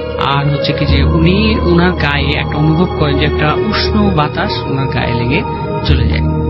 আচ্ছা, তিনি এটা কিছু মনে করেন না। তিনি সচরাচর রাত্রেবেলায় চলে আসেন। চলে আসার পরে হাত মুখ ধুয়ে ওনার মা ওনাকে বলেন কি যে ভাত খেয়ে যান। তখন উনি বলছেন যে না আমি খাবো না, ভাল লাগছে না। মানে ওনার শরীরটা তখন থেকেই একটু অন্যরকম হওয়া শুরু হয়। আচ্ছা, সে রাত্রে উনি ঘুমিয়ে যান। ঘুমানোর পরে সে রাত্রে তার অনেক জ্বর চলে আসে, হঠাৎ করে অনেক জ্বর চলে আসে। ঘুমের মাঝখানে তিনি গভীর রাত্রে সে ঘুম ভেঙে যায়। ঘুমের মাঝখানে সে দেখে কি যে তার বিছানার চারপাশে 7টা ছায়া দাঁড়িয়ে আছে। 7টা ছায়া? 7টা ছায়া দাঁড়িয়ে আছে। সে মনে করে কি যে আমি হয়তো বা ঘুমের মধ্যে আছি, আমি এটা ভুল করছে হয়তো। তো 7টা ছায়া যেহেতু দাঁড়িয়ে আছে, তখন হচ্ছে কি যে তিনি কি করলেন, আবার ঘুমিয়ে গেলেন। বাট পরের দিন ঠিক একই সময়ে আবার তার ঘুম ভেঙে যায়, কিন্তু পরের দিন সে একেবারে সুস্থ, তার কোনো হচ্ছে জ্বর থাকে না, একেবারে সুস্থ মানুষ, কোনো জ্বর নাই। কিন্তু এই যে আগের দিন রাত্রে যেভাবে ঘুম ভেঙে গিয়েছিল, পরের দিন রাত্রেও ঘুম ভেঙে গিয়েছে এবং তিনি স্পষ্ট দেখতে পাচ্ছেন ওই 7টা ছায়া তার বিছানার চারপাশ দিয়ে দাঁড়িয়ে আছে। এবার তিনি মানে ঘরের মধ্যে হচ্ছে জিরো লাইট জ্বলছিল, এই জন্য হচ্ছে কি যে তিনি এই ছায়াগুলো দেখতে পাচ্ছিলেন। এবার তিনি উঠে বসেছে। উঠে বসার পরে যেটা হয় সেটা হচ্ছে উনার ঘরের একটা দেয়াল, উনার ঘরের এক পাশের দেয়াল একটু ফাঁকা ছিল। ওই ফাঁকা দেয়ালে ওই 7টা ছায়া যে একটা জায়গায় দাঁড়িয়ে যায়। কিন্তু হচ্ছে কি যে তখন সে বেড সুইচ থেকে তার ঘরের লাইটটা জ্বালালে তিনি দেখতে পান যে 7টা ছায়া একই মাপে একই পজিশনে 7টা ছায়া দাঁড়িয়ে আছে। সবচেয়ে আশ্চর্যের বিষয়টা হচ্ছে যে সেই 7টা ছায়া পড়ে আছে মেঝেতে। সেই 7টা ছায়া পড়ে আছে মেঝেতে। আচ্ছা, এটা দেখে সে অনেক মানে অসম্ভব ভয় পেয়ে যায়। ভয় পেয়ে যাওয়ার পরে সে ওখানেই সেন্সলেস হয়ে যায়। আচ্ছা, সেন্সলেস হওয়ার পরে খুব জোরে চিৎকার করে সেন্সলেস হয়ে যায়। তখন তার বাবা মা আসেন। আসার পরে তাকে পরের দিন থেকে তার খুব জ্বর চলে আসে, মানে ছাড়ে আসে এভাবে জ্বর আসে। আর যখন জ্বর আসে তখন অনেক বেশি জ্বর আসে। এভাবে তিনি যখন ডাক্তারের কাছে গেলেন, তার ব্লাড টেস্ট করা হলো, ব্লাডে কোনো কিছুই ধরা পড়েনি। ডাক্তার বলছে আপনি একেবারে নর্মাল, কোনো সমস্যা নেই। এরপরে বাড়ির কর্তাদের কথা শুনে একজন হুজুরের কাছে নিয়ে গেলেন। হুজুরের কাছে নিয়ে যে জিনিসটা হলো সেটা হচ্ছে কি যে ফাহাদ ভাইয়া ওনার বাবা মাকে নিয়ে হুজুরের কাছে গেলেন। হুজুর যে ঘরে থাকতেন, এই ঘরে ঢোকার সময় হুজুর দরজা খোলার সাথে সাথে হুজুর বলছেন যে ওই 7 জনকে বাইরে রেখে আসো। আচ্ছা, মানে সবচেয়ে আশ্চর্যের বিষয় এখানে হুজুরকে কেউ কিন্তু কিছুই বলেনি, বাট হুজুর বলছে যে ওই 7 জনকে বাইরে রেখে আসো। তখন হচ্ছে ফাহাদ ভাইয়া মানে একটু আশ্চর্য হয়ে যায়, যে আমার সাথে তো কেউ নেই। তখন বলছে আচ্ছা ঠিক আছে, তোমার সাথে কেউ নেই, কিন্তু আমি দোয়া পড়ছি, তারপর তুমি ঘরের মধ্যে ঢুকো। তারপরে উনি ঝাড়ফুঁক কিছু দিলেন। তারপরে ফাহাদ ভাইয়া ভিতরে ঢুকলেন। ভিতরে ঢুকার পরে ফাহাদ ভাইয়াকে একটা তাবিজ দিলেন। বললেন যে তুমি এটা তোমার ডান হাতে বেঁধে রাখবা। আর উনি বললেন যে কোনো একটা সময় যে তোমাদের বাড়িটা ওই যে বলে যে বাড়িটা বেঁধে দিবে।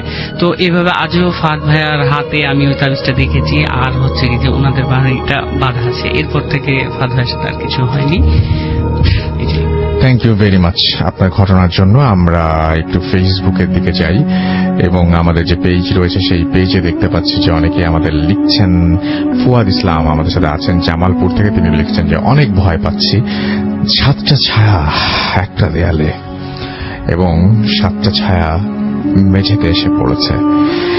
যারা আছেন এখন ঘরের ভেতরে, তাদের যদি ঘরের দেয়ালে এরকম কোনো কিছু আবিষ্কার করেন তাহলে আমাদেরকে ইমেল করে জানাবেন। আমাদের ফেসবুক পেজ আছে, সেখানেও লিখতে পারেন। এবং আপনারা আজকে মানে এরকম ধরনের কোনো অভিজ্ঞতা যদি কারো হয় আমাদেরকে অবশ্যই জানাবেন।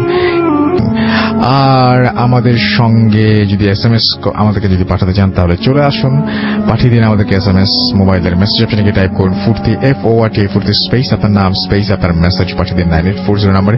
অনেক অনেক ঘটনা চাই কিন্তু আমরা, চলছে ভাষার মাস, চাচ্ছি আপনাদের কাছ থেকে এমন কিছু ঘটনা যে ঘটনাগুলো শুনলেই আসলেই রক্ত হিম হয়ে যায়, এবং যে ঘটনাগুলো আপনারা লিখে পাঠাবেন আমরা সেই ঘটনাগুলো পড়ে শোনাবো, অথবা অডিও ক্লিপ করে পাঠাবেন, অথবা স্টুডিওতে আসলে তো আমাদের সবসময় আমরা সেখানে রাজি। আমরা এখন চলে যাবো আবার হাফেজ মঈনুদ্দিন ভাইয়ের কাছে তার সেকেন্ড স্টোরি শোনার জন্য, তারপরে আবারও ফিরে আসবো আপনাদের কাছে। Stay tune. আপনার নামটা তো আমরা বলেই দিলাম, আমরা সরাসরি ঘটনায় চলে যাই। ঠিক আছে ভাই। আমি একটা মেয়ে জিন ছাড়াতে গেছিলাম। জি।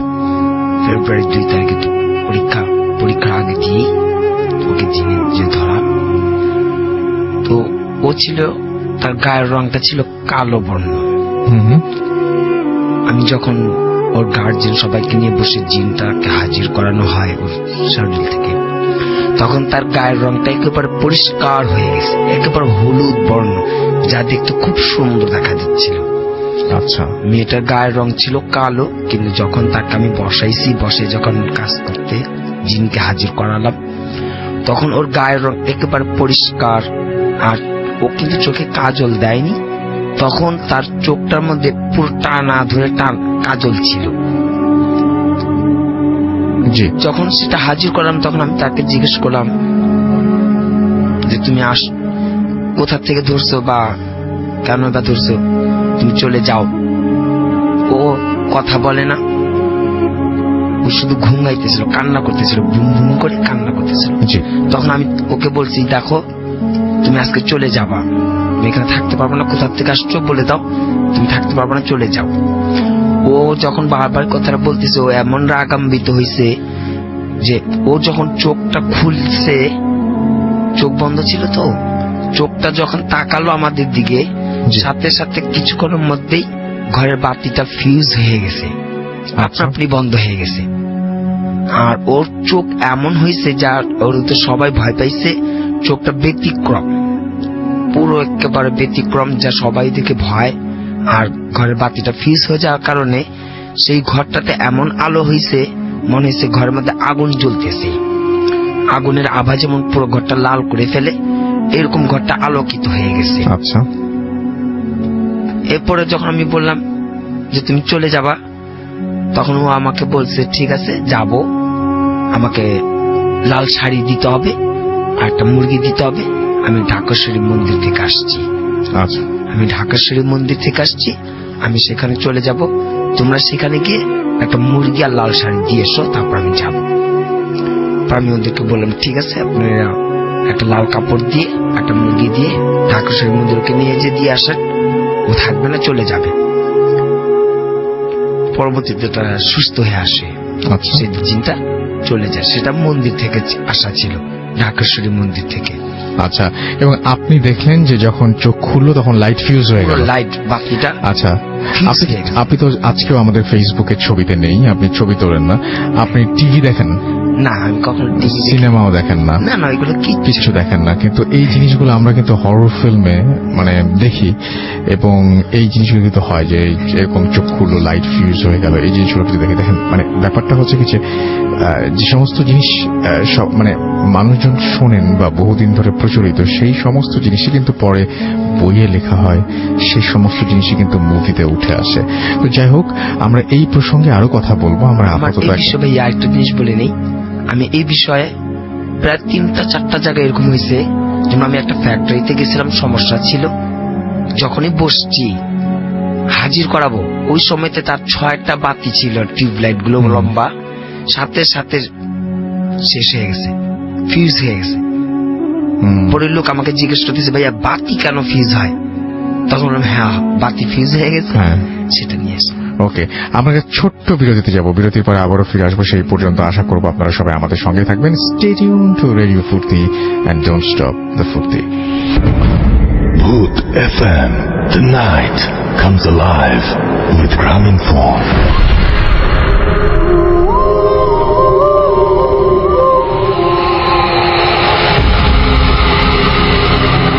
Yes, the night comes alive with Graminphone, and you are listening to Radio Food 8.0 FM. আমি রাসেল আছি, সাথে আমার সাথে রয়েছে মাসুম এবং আজকের অতিথিরা, এবং আপনাদের ভূত এফএম এ আরো একবার স্বাগত জানাচ্ছি।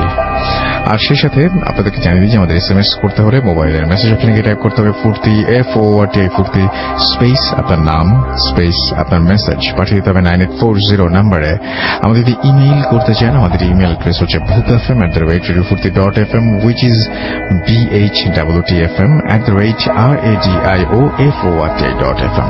আপনার নাম, ঠিকানা এবং ফোন নাম্বার সহ আপনার জীবনে ঘটে যাওয়া বা আপনার জানা সেরা ঘটনা লিখে পাঠিয়ে দিন আমাদের কাছে। ঘটনার শুরুতে অবশ্যই উল্লেখ করুন যে এই ঘটনাটি আপনি স্টুডিওতে এসে শেয়ার করতে চান, নাকি আপনি চান আপনার ঘটনা আমরা পড়ে শোনাই। আমরা আবারও যাব আমাদের আরেকজন অতিথি যিনি একটু আগে আপনাদের ঘটনা শোনালেন তার কাছে। আপনার নামটা প্লিজ আরো একবার বলবেন, তারপর আপনার ঘটনা যাব আমরা। ধন্যবাদ রাসেল ভাই, আমি সোহাগ বলছিলাম। জি, আমি এই ঘটনাটা বলছি, এটা হচ্ছে আমার বাবার সাথে ঘটা। এটা অনেকদিন আগের। জি। আমি গতবার শোতে যখন এসেছিলাম, তো সেই শোটা শোনার পরে আমার বাবা আমাকে বলছিল যে আমার সাথে একটা ঘটনা আছে, তুমি এই ঘটনাটা শুনতে পারো আর বলতে পারো ইয়েতে ফুর্তিতে।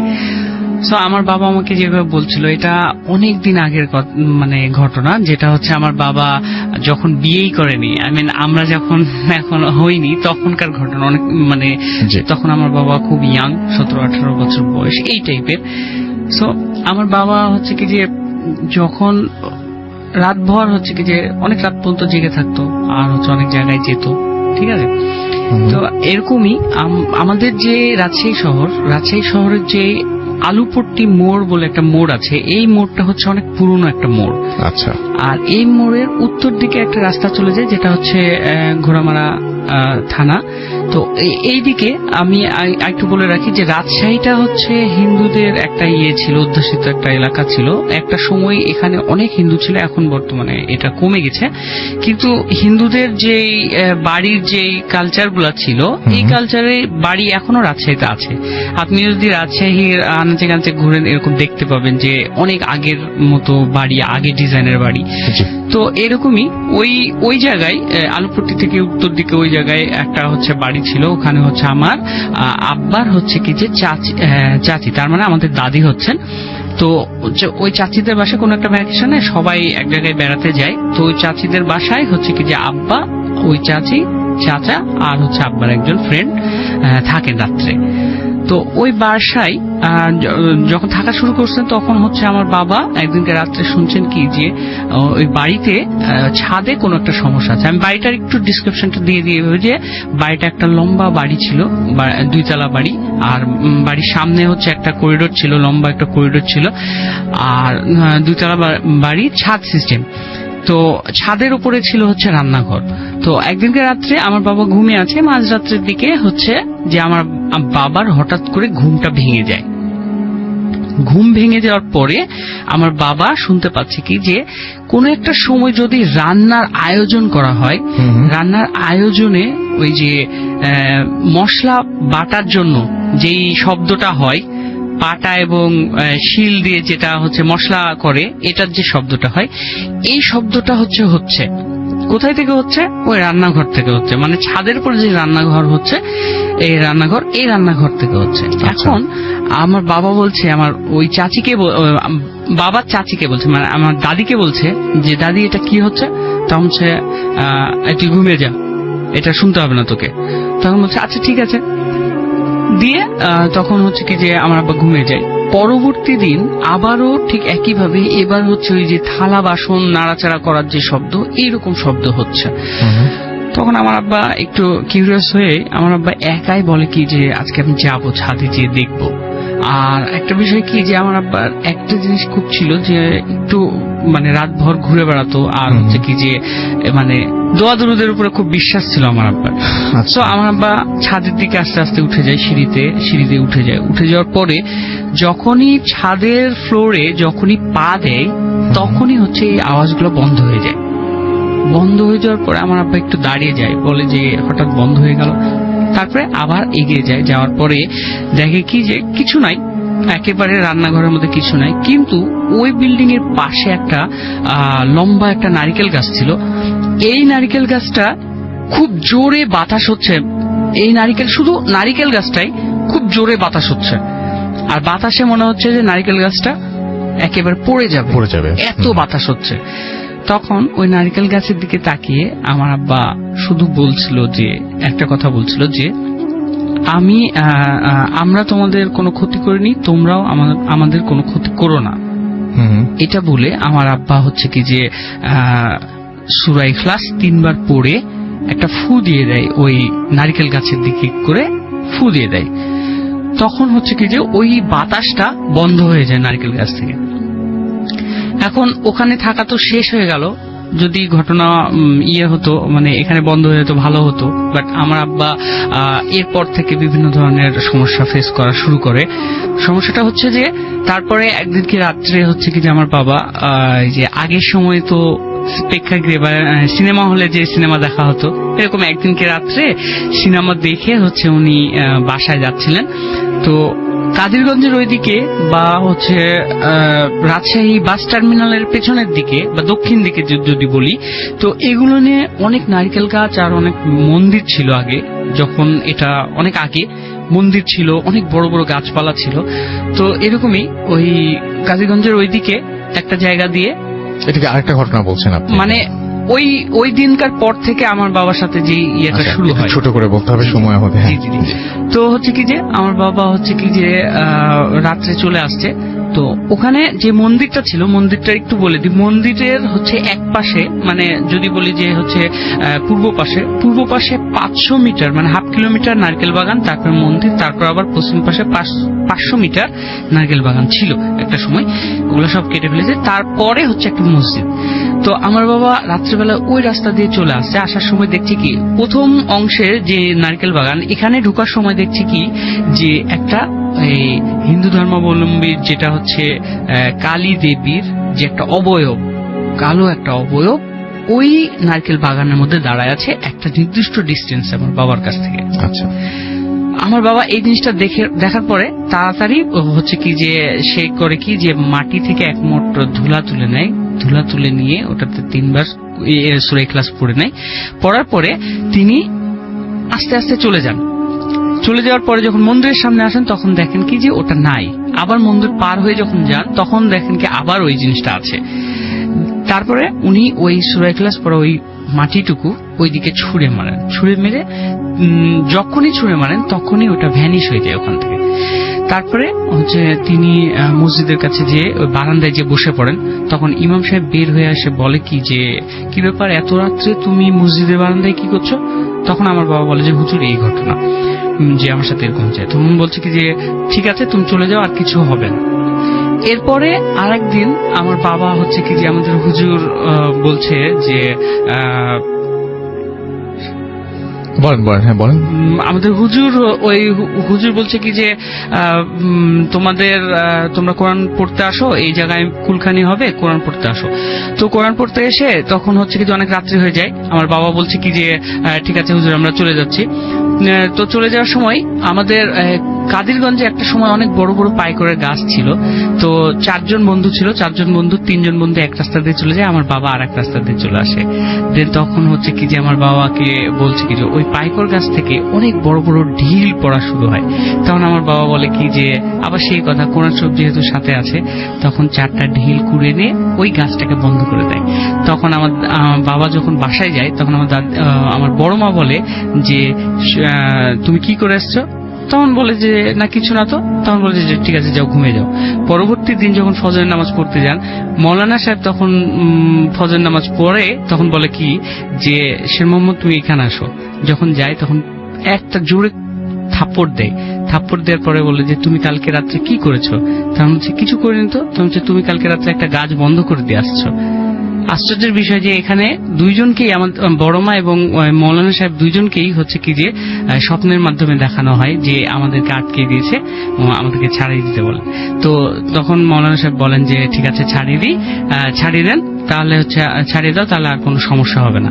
এরপর থেকে আমার বাবার আর কোনো সমস্যা হবে না। Thank you very much. আমরা পরের ঘটনায় যাব হাফেজ মঈনুদ্দিন ভাইয়ের কাছে। তার একটা ঘটনা রয়েছে, সেটা আমরা শুনবো। জি। নতুন বাড়ি আমাদের এলাকার থেকে, লালবাগ এলাকার কাছেই নতুন বাড়ি তৈরি করার পরে তো বাড়িটা তো বেশ পুরনো ছিল। যখন ভাঙা হয়েছে বাড়িটা, সেই বাড়ি থেকে কান্নার শব্দ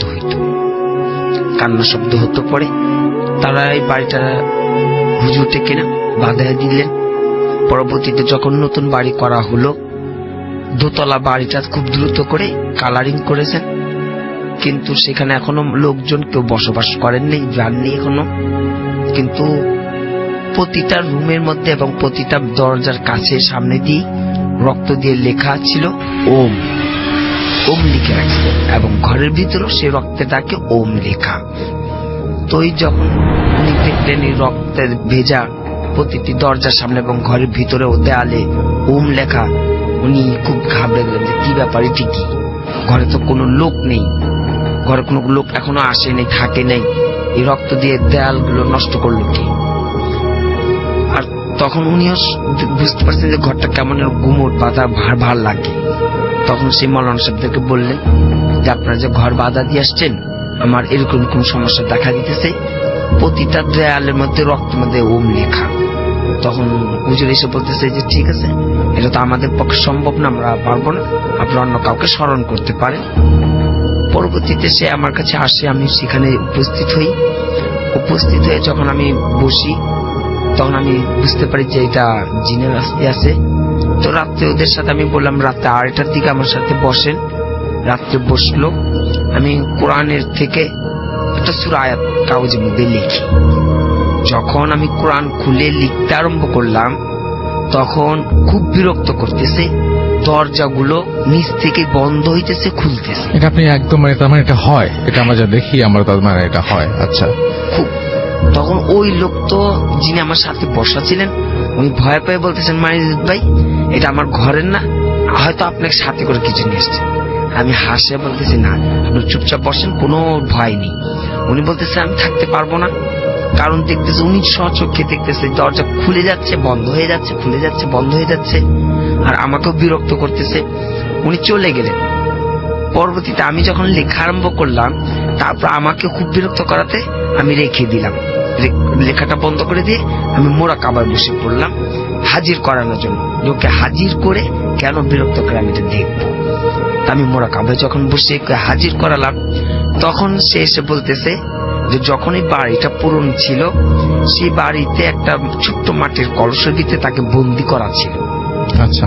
যখন মিস্ত্রি ঘর যে যারা কাজ করে, তখন এটা ভেঙে গেছে। যখন খুঁড়ছে ভেঙে ফেলাতে ও মুক্তি আজাব পেয়ে গেছে। উনি বলতেছে এখন এই বাড়ি আমি থাকবো, আর কাউকে থাকতে দেব না। আমি যেহেতু ছাড়া পেয়ে গেছি, আমাকে এখন বন্দি করাও যাবে না, আমাকে তাড়ানো যাবে না, আমি এই বাড়িতেই থাকবো, আর এইখানে কাউকে আসতে দেব না। পরে আপনি কি তাকে তাড়িয়েছেন এখান থেকে? ওকে, থ্যাংক ইউ ভেরি মাচ। আমরা একটা ছোট্ট বিরতিতে যাব এবং বিরতির পরে আমরা আবারও ফিরে আসবো। সেই পর্যন্ত আশা করছি আপনারা আমাদের সঙ্গেই থাকবেন। স্টে টিউন টু রেডিও ফুর্তি এন্ড ডোন্ট স্টপ দ্য ফুর্তি। Booth FM. The night comes alive with Graminphone.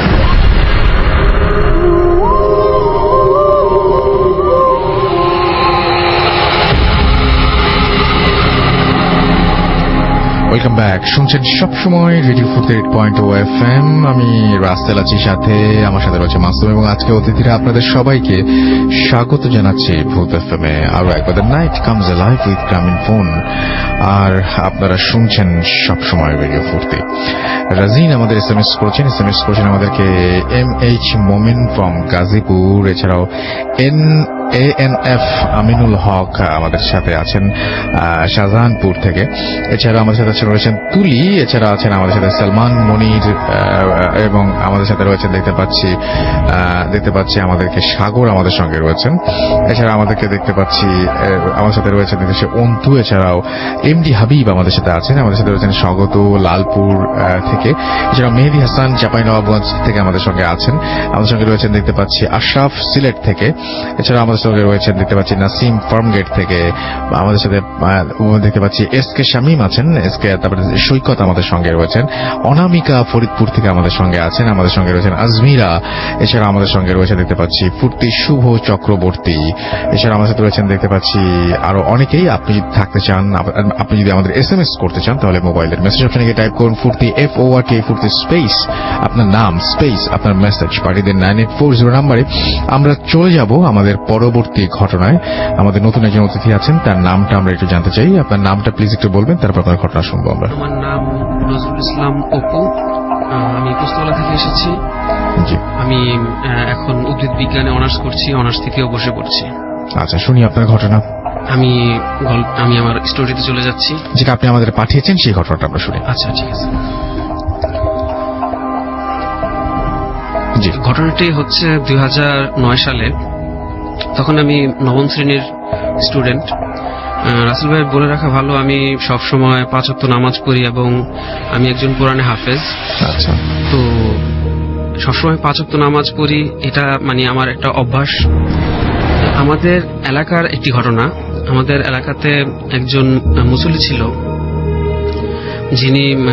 যিনি একজন পরহেজগার, এবং বলা যায় এলাকাতে সবাই তাকে অনেক ভালোভাবে চেনে এবং খুব শ্রদ্ধা করে তাকে। জি, অনেক ভালো একজন লোক। তো রাসেল ভাই, যে ঘটনাটি সেটি হচ্ছে, মানে যে ঘটনাটি বলবো সেই ঘটনাটি ঘটার ঠিক আগে যে ঘটনাটি ঘটেছিল সেটা হচ্ছে আমাদের এলাকার অপোজিটে যে একটি রাস্তা ছিল, রাস্তার অপোজিটে হচ্ছে মসজিদ। তো